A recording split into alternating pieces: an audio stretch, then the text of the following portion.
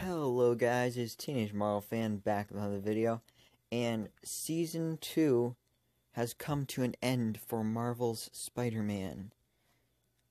That's right, the Goblin War Part 4 was the season finale, and, some big stuff happened, but it wasn't really that much, because most of the episode was just a big battle, and not much really happened with that. So, basically, using the power of the Goblin mech, the Goblin King, aka Adrian Toomes, gained control over most of the technology in the city, including the Wake Riders' Goblin tech. So he was controlling all technology. And most of the Spider team was defeated, except for Spider-Man, Hobgoblin, and Dr. Octopus. So they were left to stop him from unleashing a new kind of catastrophe upon New York. And then this ended up being a showdown at Horizon High. So they get to Horizon High. Well, they're still fighting, but they end up at Horizon High, and they're all fighting, and then they realize there's no way that they can stop this. But then I think it's Anna Maria that comes up with the plan that if they had an alternate mind weapon, just like Adrian Toomes was using to control the Goblin mech and all the other technology, then they could somehow defeat him. So then Spider-Man, of course, was like, oh, let's use the neurocortex. So then it turns out it's a 98% chance that he'd be dead if he used it.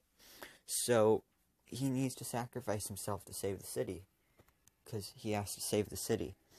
So he gets the neurocortex from Horizon High, and he's about to put it on, but then something grabs the neurocortex out of his hands, and it's a tentacle, because Dr. Octopus is there, and he has his tentacles. He grabs the neurocortex, basically says his ending sacrifice hero speech, and then he puts it on and he sacrifices himself to save the day. And now Dr. Octopus is dead.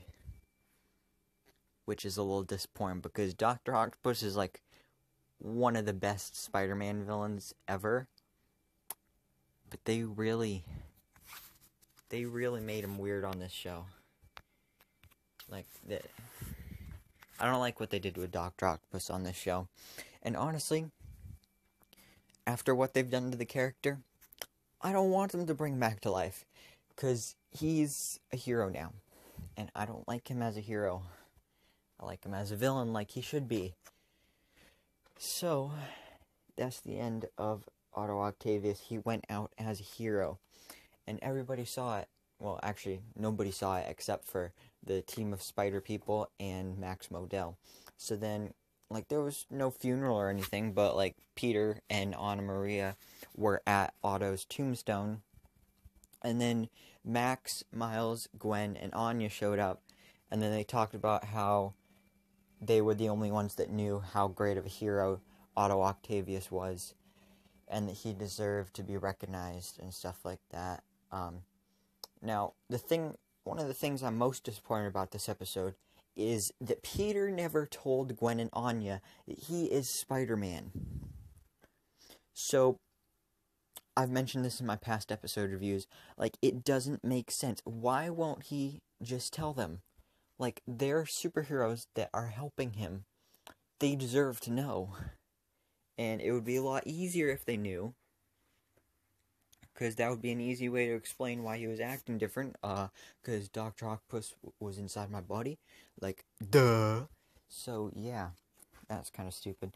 But then it turns out that, before Otto died, he donated a bunch of money for a scholarship for the best and most promising student to go to Horizon High. And then he wrote a letter, and it basically says that Peter Parker is a great person and that he deserves to go to Horizon High to get the education that he deserves. So then Max is like, alright, you come back to Horizon High. So basically all of the turmoil and all the battling and arguing is over now. So they're all good now. So Peter's back in Horizon High, and that's pretty much what happened in this episode.